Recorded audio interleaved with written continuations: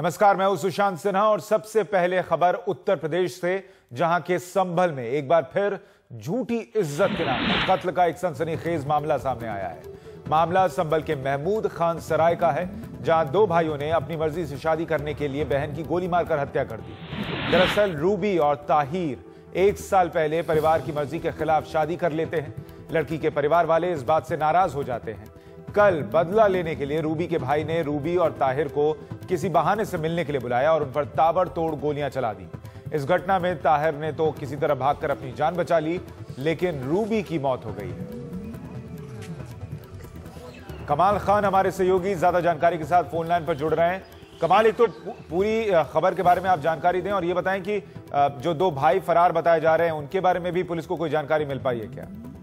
नहीं, वो दोनों फरार हैं, उनकी जानकारी नहीं मिल पाई। लेकिन इस बुरी खबर की सबसे बड़ी बुराई ये है कि एक तो लोग इस बात को अपनी आन समझते हैं कि उनके घर की जो लड़की है वो उनकी मर्जी के बिना एक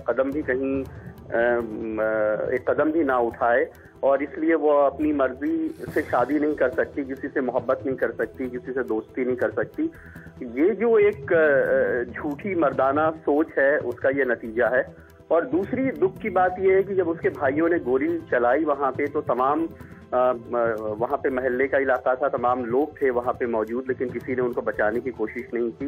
क्योंकि हमारे समाज में अभी भी बहुत सारे लोग ये समझते हैं कि भाई ने ठीक किया, लड़की ने उसकी इज्जत डुबो दी थी, इसलिए भाई ने बदला लेके अपनी इज्जत बचाई। इस तरह की सोच जब तक रहेगी ऐसी चीजें होती रहेंगी। पुलिस में भी बहुत सारे लोग ऐसी सोच के होते हैं, वो मुल्जिम को कानून की वजह से पकड़ने की कोशिश करते हैं, लेकिन कहीं ना कहीं बहुत सारे लोग मन में वो भाई के लिए सिंपैथेटिक रहते हैं। ऐसे लोगों के लिए उनको लगता है कि इज्जत के लिए उस आदमी ने कमाल, ये सिर्फ भाइयों का गुस्सा था या परिवार का भी गुस्सा था रूबी को लेकर, और या उसने अपनी मर्जी से शादी कर ली इसको लेकर? और क्या परिवार वालों को पता था कि इस तरीके से उसे बहाने से बुलाकर मारने की योजना है?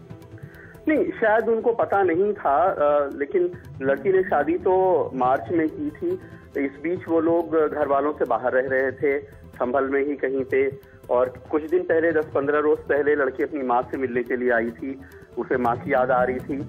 माँ का शायद उतना रेजिस्टेंस या उतना विरोध नहीं था, लेकिन जब वो घर आई तो उसके भाई बहुत नाराज हुए लड़की को देख के। उन्हें लगा कि इसकी हिम्मत कैसे हुई कि इसने हमारी मर्जी के बिना शादी कर ली और अब हमारे घर भी आ गई है। तो घर में थोड़ा लड़ाई झगड़ा हुआ था, भाइयों ने उसका विरोध किया था।